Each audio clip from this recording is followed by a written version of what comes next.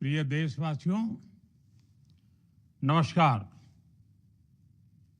हम सभी ने बीते दिनों में देश का सामर्थ्य और उसका संयम दोनों देखा है। मैं सबसे पहले भारत की पराक्रमी सेनाओं को, सशस्त्र बलों को, हमारी खुफिया एजेंसियों को, हमारे वैज्ञानिकों को, हर भारतवासी की तरफ से सैल्यूट करता हूं। हमारे वीर सैनिकों ने ऑपरेशन सिंदूर के लक्ष्यों की प्राप्ति के लिए असीम शौर्य का प्रदर्शन किया। मैं उनकी वीरता को, उनके साहस को, उनके पराक्रम को आज समर्पित करता हूं। हमारे देश की हर माता को, देश की हर बहन को और देश की हर बेटी को ये पराक्रम समर्पित करता हूं। साथियों, 22 अप्रैल को पहलगाम में आतंकवादियों ने जो बर्बरता दिखाई थी, उसने देश और दुनिया को झकझोर दिया था। छुट्टियां मना रहे निर्दोष मासूम नागरिकों को धर्म पूछकर उनके परिवार के सामने, उनके बच्चों के सामने बेरहमी से मार डालना, यह आतंक का बहुत विभत्स चेहरा था, क्रूरता थी। ये देश के सद्भाव को तोड़ने की घिनौनी कोशिश भी थी। मेरे लिए व्यक्तिगत रूप से ये पीड़ा बहुत बड़ी थी।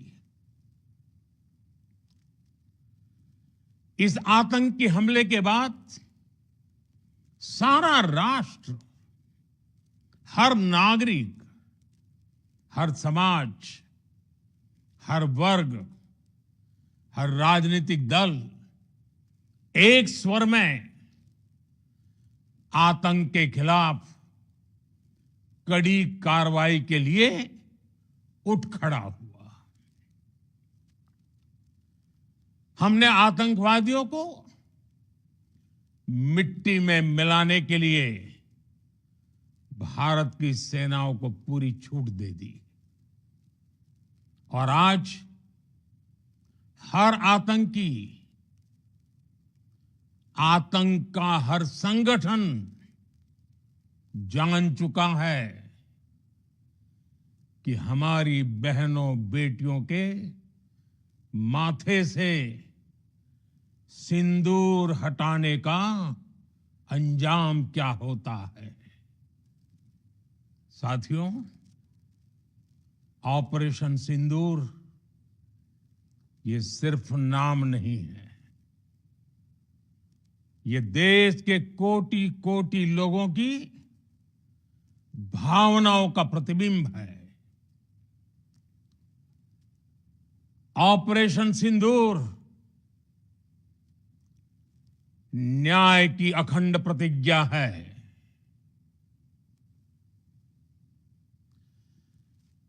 6 मई की देर रात, 7 मई की सुबह पूरी दुनिया ने इस प्रतिज्ञा को परिणाम में बदलते देखा है। भारत की सेनाओं ने पाकिस्तान में आतंक के ठिकानों पर, उनके ट्रेनिंग सेंटर्स पर सटीक प्रहार किया। आतंकियों ने सपने में भी नहीं सोचा था कि भारत इतना बड़ा फैसला ले सकता है। लेकिन जब देश एकजुट होता है, नेशन फर्स्ट की भावना से भरा होता है, राष्ट्र सर्वोपरि होता है, तो फौलादी फैसले लिए जाते हैं, परिणाम लाकर दिखाए जाते हैं। जब पाकिस्तान में आतंक के अड्डों पर भारत की मिसाइलों ने हमला बोला, भारत के ड्रोन्स ने हमला बोला, तो आतंकी संगठनों की इमारतें नहीं, बल्कि उनका हौसला भी थर्रा गया। बहावलपुर और मुरिद के जैसे आतंकी ठिकाने एक प्रकार से ग्लोबल टेररिज्म की यूनिवर्सिटीज रही है। दुनिया में कहीं पर भी जो बड़े आतंकी हमले हुए हैं, चाहे 9/11 हो, चाहे लंदन ट्यूब बॉम्बिंग हो, या भारत में दशकों से जो बड़े बड़े आतंकी हमले हुए हैं, उन सब के तार कहीं ना कहीं आतंक के इन्हीं ठिकानों से जुड़ते रहे हैं। आतंकियों ने हमारी बहनों का सिंदूर उजाड़ा था, इसलिए भारत ने आतंक के ये हेडक्वार्टर्स उजाड़ दिए। भारत के इन हमलों में 100 से अधिक खूंखार आतंकवादियों को मौत के घाट उतारा गया है। आतंक के बहुत सारे आका बीते 2.5-3 दशकों से खुलेआम पाकिस्तान में घूम रहे थे, जो भारत के खिलाफ साजिशें करते थे।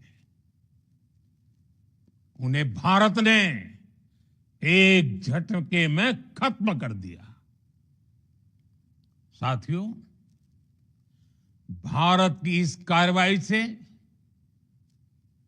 पाकिस्तान घोर निराशा में गिर गया था, हताशा में गिर गया था, बौखला गया था।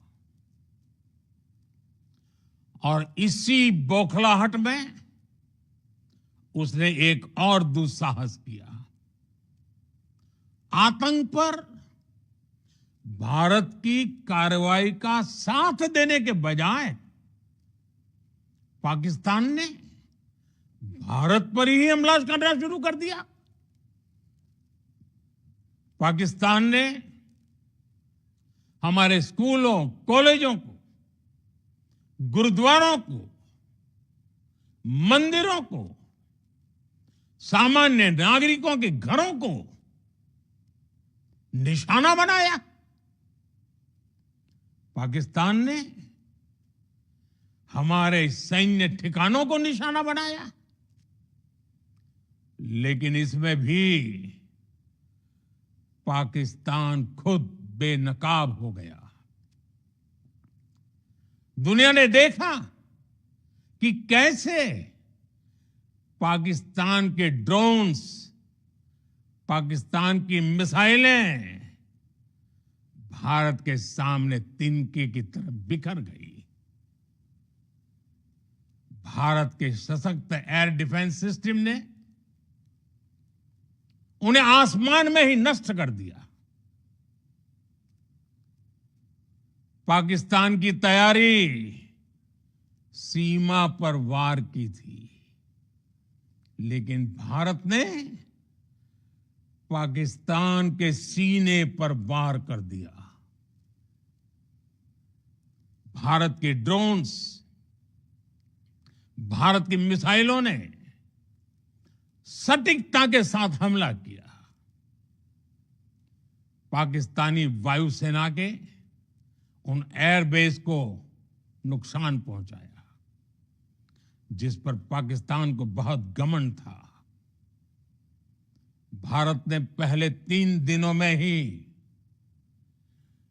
पाकिस्तान को इतना तबाह कर दिया जिसका उसे अंदाजा भी नहीं था। इसलिए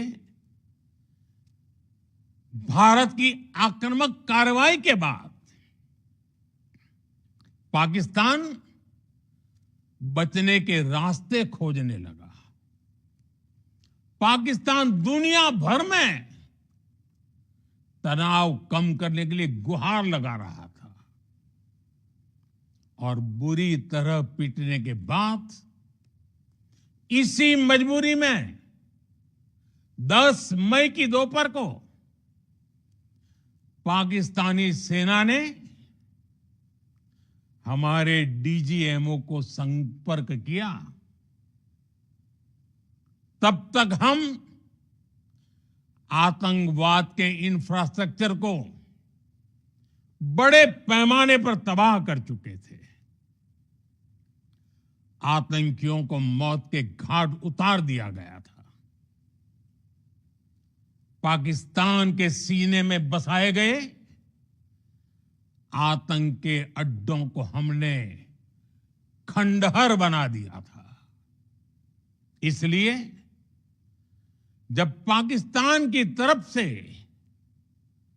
गुहार लगाई गई, पाकिस्तान की तरफ से जब ये कहा गया कि उसकी ओर से आगे कोई आतंकी गतिविधि और सैन्य दुस्साहस नहीं दिखाया जाएगा, तो भारत ने भी उस पर विचार किया। और मैं फिर दोहरा रहा हूं, हमने पाकिस्तान के आतंकी और सैन्य ठिकानों पर अपनी जवाबी कार्रवाई को अभी सिर्फ स्थगित किया है।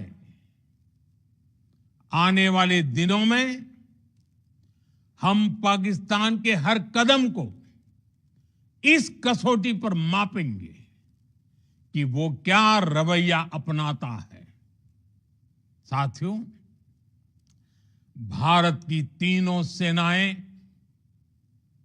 हमारी एयरफोर्स, हमारी आर्मी और हमारी नेवी,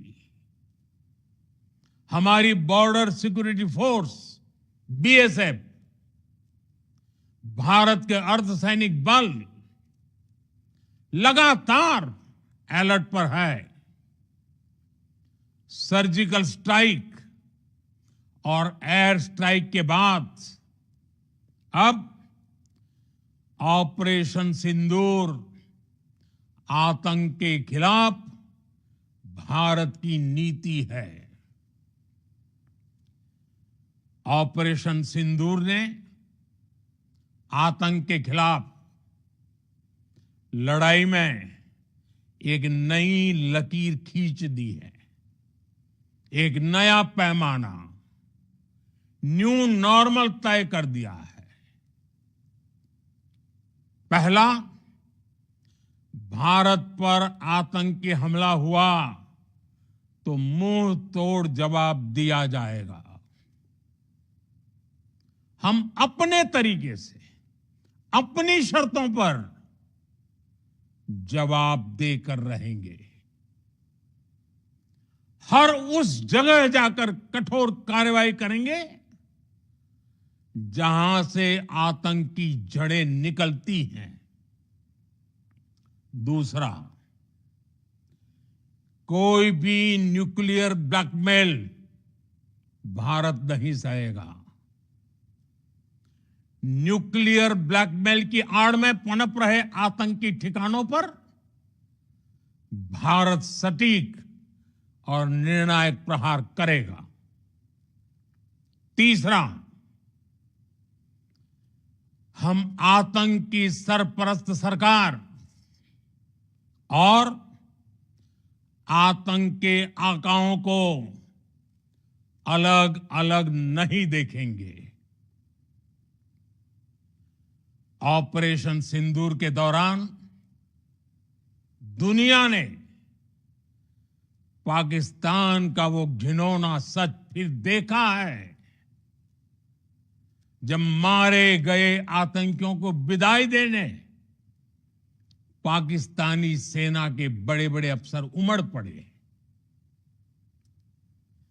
स्टेट स्पॉन्सर्ड टेररिज्म का ये बहुत बड़ा सबूत है। हम भारत और अपने नागरिकों को किसी भी खतरे से बचाने के लिए लगातार निर्णायक कदम उठाते रहेंगे। साथियों, युद्ध के मैदान पर हमने हर बार पाकिस्तान को धूल चटाई है और इस बार ऑपरेशन सिंदूर ने नया आयाम जोड़ा है। हमने रेगिस्तानों और पहाड़ों में अपनी क्षमता का शानदार प्रदर्शन किया और साथ ही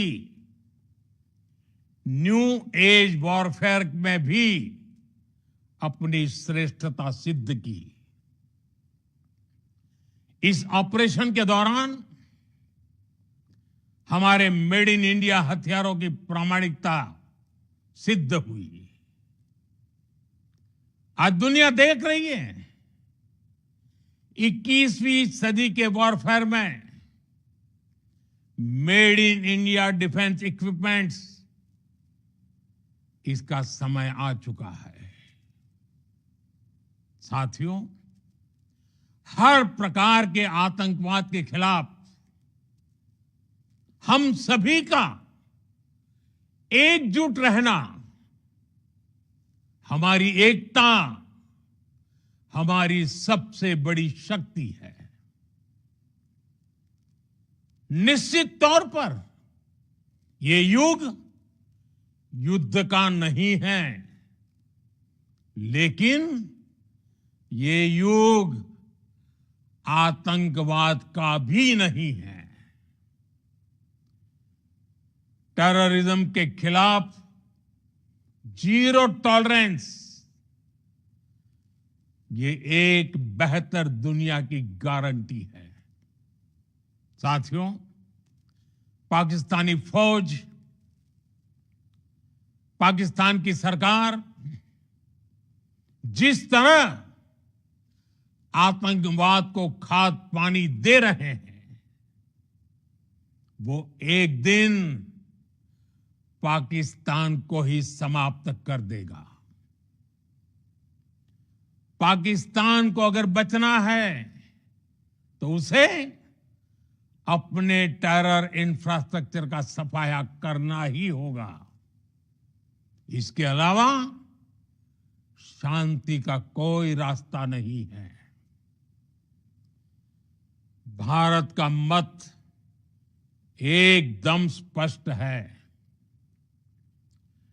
टेरर और टॉक एक साथ नहीं हो सकते। टेरर और ट्रेड एक साथ नहीं चल सकते और पानी और खून भी एक साथ नहीं बह सकता। मैं आज विश्व समुदाय को भी कहूंगा, हमारी घोषित नीति रही है अगर पाकिस्तान से बात होगी तो टेररिज्म पर ही होगी। अगर पाकिस्तान से बात होगी तो पाक ऑक्युपाइड कश्मीर पीओके उस पर ही होगी। प्रिय देशवासियों, आज बुद्ध पूर्णिमा है। भगवान बुद्ध ने हमें शांति का रास्ता दिखाया है। शांति का मार्ग भी शक्ति से होकर जाता है। मानवता शांति और समृद्धि की तरफ बढ़े, हर भारतीय शांति से जी सके,